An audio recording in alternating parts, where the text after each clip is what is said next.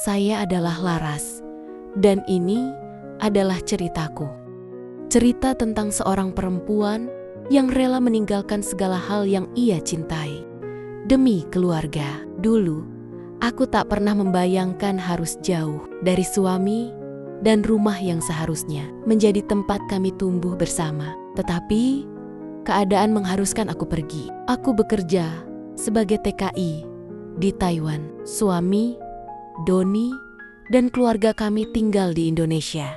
Setiap bulan, aku mengirimkan uang hasil keringatku dengan harapan bisa memberikan yang terbaik untuk mereka. Di awal-awal, aku merasa optimis. Aku bekerja keras di negeri orang demi membahagiakan keluarga kecil kami. Doni selalu mengirimkan pesan penuh semangat, memberiku semangat untuk terus bertahan di sini. Kami sudah berjanji, uang yang aku kirimkan akan digunakan untuk masa depan kami, membeli rumah, menabung untuk pendidikan anak-anak yang kami impikan, dan memperbaiki kehidupan kami yang sederhana. Aku percaya pada setiap kata yang keluar dari mulut Doni.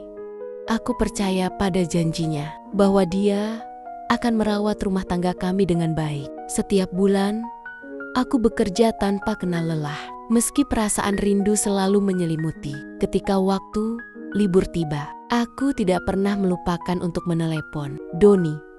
Kami berbicara tentang apa yang telah kami capai. Meski aku sadar bahwa seiring waktu, obrolan kami semakin jarang. Ada sesuatu yang mulai berubah, tapi aku memilih untuk diam dan tetap berusaha positif. Aku tidak ingin memperburuk keadaan dengan kecurigaan yang belum tentu benar.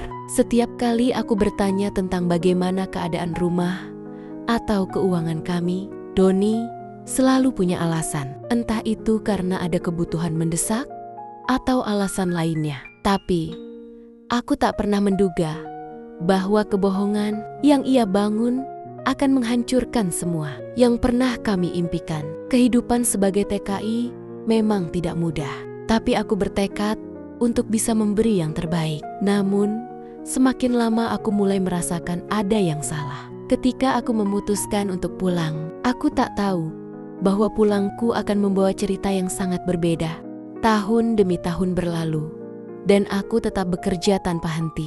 Satu-satunya harapanku adalah mengirimkan uang untuk Doni dan keluargaku. Tapi, semakin lama, semakin banyak yang mulai terasa aneh. Telepon yang dulu sering mengalirkan kata-kata manis, kini hanya menjadi obrolan singkat yang semakin jarang. Bahkan pesan-pesan yang kukirimkan seringkali tak terbalas dalam waktu yang lama. Aku mulai merasa ada sesuatu yang berubah, meski aku berusaha untuk mengabaikannya. Terkadang, saat aku menelepon, suara Doni terdengar berbeda. Ada yang aneh dalam cara dia berbicara, seolah-olah ada sesuatu yang dia sembunyikan. Namun, aku mencoba untuk tidak berpikir buruk. Aku percaya pada janjinya bahwa dia masih menginginkan kami bersama. Lalu, ada teman yang memberitahuku bahwa Doni terlihat sering keluar bersama seorang perempuan. Aku merasa hatiku terhimpit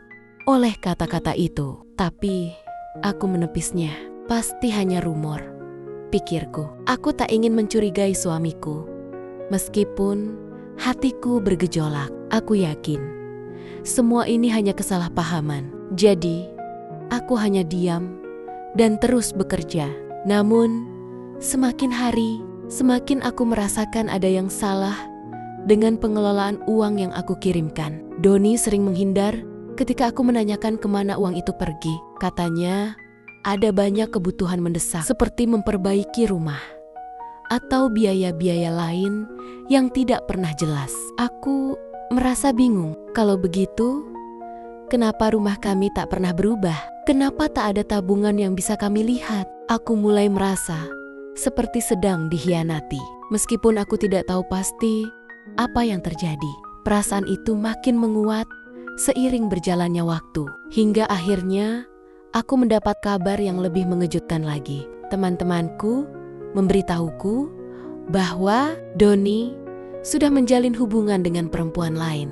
Dulu aku mengabaikannya, tapi kini aku tak bisa menutup mata lagi. Di balik setiap pengorbanan yang kubuat, ada sesuatu yang tak terlihat, sebuah kebenaran yang mulai aku rasakan.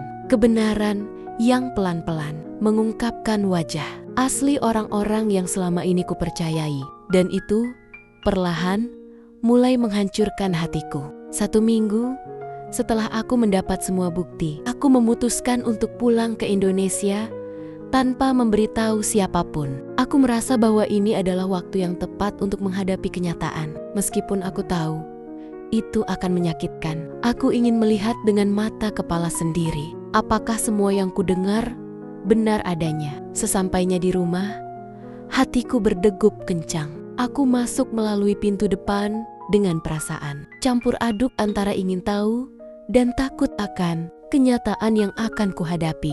Aku mengetuk pintu rumah kami, dan setelah beberapa detik, pintu terbuka. Doni berdiri di depan, terlihat terkejut melihatku. "Laras, kenapa kamu pulang?" tanyanya dengan wajah terkejut. Namun, aku bisa melihat kebingungan di matanya. "Apa yang kamu lakukan di sini?" jawabku dengan nada datar, berusaha menahan emosiku. Tapi ketika aku melihat ke dalam rumah, aku melihat sesuatu yang tak pernah kuimpikan. Doni sedang duduk bersama perempuan itu. Mereka tertawa, berbicara akrab, dan dari cara mereka berinteraksi, aku bisa merasakan bahwa mereka sudah terlalu dekat. Tidak hanya itu, aku juga melihat mertuaku, Bu Reni, yang duduk dengan santai di sofa. Tampaknya tidak merasa terkejut dengan keberadaanku di sana. Aku tidak langsung marah. Aku hanya menatap mereka, mencoba mencerna semua yang baru saja kulihat. Perasaan yang kupendam selama ini akhirnya meledak. Aku tahu semuanya sekarang. Mereka telah menghabiskan uangku, mengkhianati aku, dan bahkan meremehkan keberadaanku. Aku merasa seperti seseorang yang tak punya arti sama sekali bagi mereka. Doni terlihat kebingungan, berusaha mencari alasan. Tetapi aku sudah tidak ingin mendengarnya lagi. "Apa yang harus aku katakan pada kalian?" tanyaku. Suaraku bergetar karena menahan amarah yang semakin membuncah. Doni hanya diam. Wajahnya memucat. Bu Reni pun ikut bicara. "Laras, kamu terlalu berlebihan. Doni berhak bahagia. Kamu kan kerja di luar negeri, jadi nggak tahu keadaan di sini." Aku tersenyum sinis mendengar kata-katanya. Ternyata bukan hanya Doni yang mengkhianatiku, tapi juga mertuaku. Aku tahu mereka berdua sudah lama mendukung hubungan itu. Bahkan sejak awal pernikahanku, aku tidak membiarkan Doni atau Bu Reni berbicara lagi. Aku sudah tahu semua yang perlu ku ketahui. Dengan tenang, aku menunjukkan dokumen yang sudah aku siapkan. "Ini adalah hakku. Rumah ini, uang yang sudah aku kirimkan selama bertahun-tahun. Semua aset yang kalian nikmati, semuanya milikku. Aku sudah mengurus semuanya. Dan sekarang, rumah ini bukan lagi milik Doni." Doni memegang dokumen itu dengan gemetar. Matanya terbuka lebar. Ini gak mungkin, Laras. Ini bohong," katanya. Suara gemetar penuh ketakutan. "Kenapa?"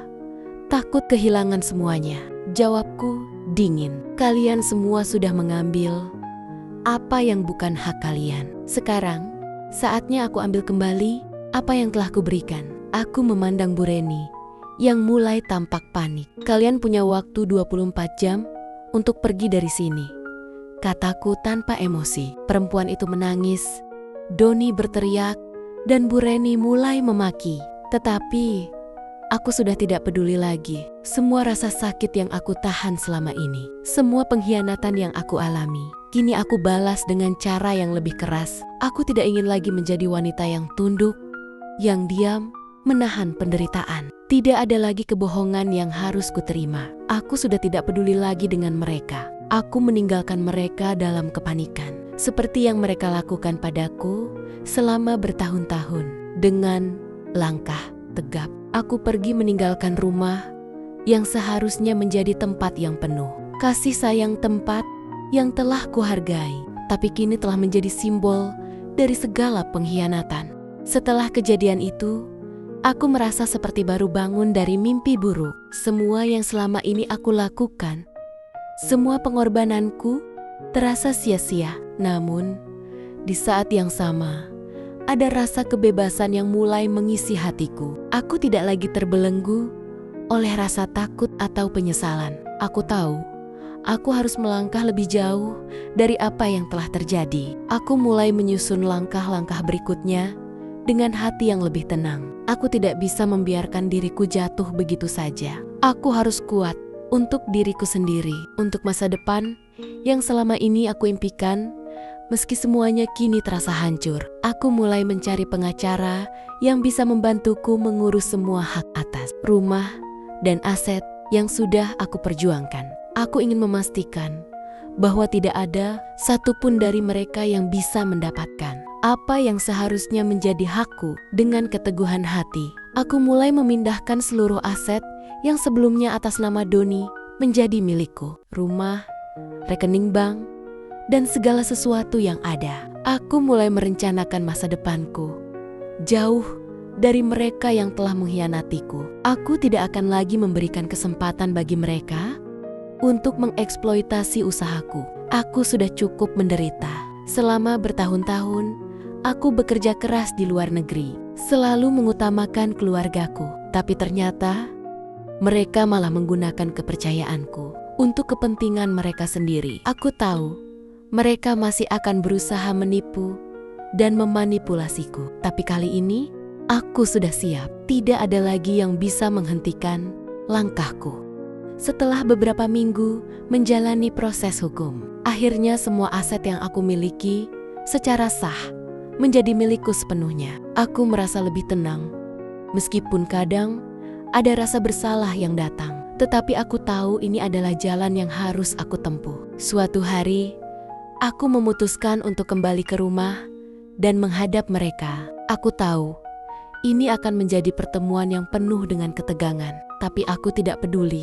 Aku ingin mereka tahu bahwa aku tidak akan lagi menyerah pada mereka. Ketika aku sampai di depan rumah, aku melihat Doni, Bu Reni, dan selingkuhannya sedang berdiri di teras menunggu aku datang. Mereka jelas terlihat terkejut. Tanpa basa-basi, aku langsung menyerahkan dokumen yang menunjukkan bahwa rumah ini sekarang sepenuhnya menjadi milikku. Ini adalah hakku. Kalian punya waktu 24 jam untuk meninggalkan rumah ini, kataku dengan tenang. Meskipun hatiku dipenuhi perasaan campur aduk, Doni terdiam dan Bu Reni mulai mencoba berbicara. Namun, aku sudah tidak mendengarkan lagi. Kalian bisa pergi sekarang, atau aku akan mengambil tindakan lebih lanjut. Tidak ada yang akan bisa menyentuh apa yang sudah aku dapatkan dengan usaha keras selama ini. Dengan langkah mantap, aku berbalik dan pergi begitu saja. Aku tidak mempedulikan tangisan mereka atau protes dari selingkuhan Doni yang masih mencoba menghalangi. Aku tahu ini adalah langkah yang benar, dan aku tidak akan pernah kembali lagi untuk meragukan keputusanku. Minggu-minggu setelah kejadian itu, aku merasa dunia seakan berubah. Dunia yang dulu aku kenal, dengan segala rutinitas yang tampak seperti kebahagiaan, kini telah runtuh. Tetapi anehnya, di tengah kehancuran itu, aku merasakan kedamaian yang belum pernah kurasakan sebelumnya. Rasanya seperti aku akhirnya menemukan kembali diriku yang hilang. Setelah Doni dan Bu Reni pergi, aku mulai hidup dengan cara yang berbeda. Aku tidak lagi terikat pada siapapun. Tidak ada lagi perasaan harus membahagiakan orang lain dengan mengorbankan diriku sendiri. Tidak ada lagi kecemasan tentang bagaimana uang yang kuterima akan digunakan oleh orang yang salah. Semua yang aku miliki kini adalah milikku sendiri, hasil dari kerja keras dan perjuanganku selama bertahun-tahun. Aku merasa bebas. Aku memutuskan untuk mulai mengembangkan bisnis kecil-kecilan. Berbekal pengalaman yang aku dapatkan selama bekerja di luar negeri, aku mulai merancang proyek yang sudah lama ingin aku lakukan, tetapi tidak pernah kujalani karena keterbatasan waktu dan keuangan. Aku membuka sebuah toko online yang menjual produk-produk buatan tangan dan juga beberapa karya seni yang aku buat sendiri. Ini adalah cara aku untuk menghidupkan kembali semangat yang dulu aku miliki. Hidup mulai terasa berbeda. Aku tidak lagi merasa terperangkap dalam kehidupan yang penuh dengan kebohongan. Aku bisa hidup untuk diriku sendiri, tanpa harus peduli dengan pengkhianatan yang pernah terjadi. Aku tahu, banyak orang yang mungkin menganggap aku seorang wanita yang lemah, yang mudah terjatuh. Namun, aku sudah membuktikan bahwa aku bisa bangkit kembali, lebih kuat dari sebelumnya. Suatu hari, aku bertemu dengan seseorang yang sangat berbeda dari Doni. Seorang pria yang menghargai setiap keputusan yang aku buat, yang tidak pernah menginginkan apapun dari diriku selain kebahagiaanku. Namanya Arif. Kami bertemu secara tidak sengaja melalui teman lama yang mengenalkanku padanya. Arif adalah seorang pengusaha muda yang sukses, tetapi yang paling membuatku kagum adalah sikapnya yang penuh empati dan perhatian terhadap orang lain. Kami sering berbicara tentang banyak hal tentang kehidupan, impian, dan masa depan. Tanpa terasa, hatiku mulai membuka kembali untuk seseorang. Kami mulai sering bertemu, berbicara, dan saling mengenal lebih dalam. Aku tahu, ini bukan sekadar tentang hubungan baru. Ini tentang menemukan seseorang yang benar-benar mengerti siapa aku. Dan aku merasa siap untuk membuka lembaran baru dalam hidupku. Aku tidak tahu apakah hubungan ini akan berkembang menjadi sesuatu yang lebih dalam. Tetapi yang pasti, Arif memberiku harapan baru, harapan yang sebelumnya hilang dalam kepahitan. Dengan semua yang aku alami, aku sadar bahwa hidupku kini berada di tanganku sendiri. Tidak ada lagi yang bisa mengontrol atau merusak hidupku. Aku berhak bahagia dan aku tidak akan lagi membiarkan siapapun menghalanginya. Aku kini lebih mengenal diriku sendiri. Aku adalah Laras, wanita yang pernah hancur, tetapi akhirnya menemukan kekuatan sejatinya. Aku bukan hanya seorang perempuan yang terperangkap dalam sebuah pernikahan yang penuh pengkhianatan. Aku adalah wanita yang tahu bagaimana bangkit, yang tahu bagaimana memperjuangkan kebahagiaannya sendiri, dan yang tahu bahwa masa depan selalu memberi kesempatan kedua. Saya, Laras, ingin berbagi sesuatu yang mungkin bisa jadi pelajaran bagi kita semua. Dalam hidup ini, kita seringkali berjuang keras untuk orang lain, sampai lupa untuk menjaga diri sendiri. Kita memberikan segalanya untuk orang yang kita cintai, dan seringkali itu berujung pada pengkhianatan. Tapi percayalah, saat kita berada di titik terendah, itulah saat kita menemukan siapa kita sebenarnya. Hidup bukan tentang bagaimana kita dihargai oleh orang lain, melainkan tentang bagaimana kita menghargai diri sendiri. Kita berhak bahagia, berhak untuk hidup dengan damai, tanpa merasa terjebak dalam hubungan yang penuh kebohongan. Jangan takut untuk melepaskan yang tidak lagi memberi manfaat bagi kehidupan kita. Melepaskan bukan berarti kita menyerah, tapi itu adalah langkah untuk membuka ruang bagi hal-hal baik yang akan datang. Kita semua punya kekuatan untuk bangkit, meskipun terkadang jalan yang harus kita lewati sangat sulit. Jangan biarkan apapun atau siapapun yang merendahkan kita. Hidup ini adalah perjalanan, dan setiap langkah yang kita ambil akan membawa kita lebih dekat pada versi terbaik dari diri kita sendiri. Jangan pernah lupakan, kita semua berhak untuk memiliki kehidupan yang bahagia, apapun yang telah terjadi di masa lalu. Dan untuk kalian semua yang sedang menonton, jika kalian merasa terinspirasi atau ada sesuatu yang bisa kalian ambil dari cerita saya, jangan ragu untuk subscribe channel ini. Kita bisa terus belajar dan tumbuh bersama. Terima kasih sudah mengikuti kisah ini. Dan semoga hidup kalian selalu dipenuhi dengan kebahagiaan dan keberanian untuk mengambil langkah besar dalam hidup.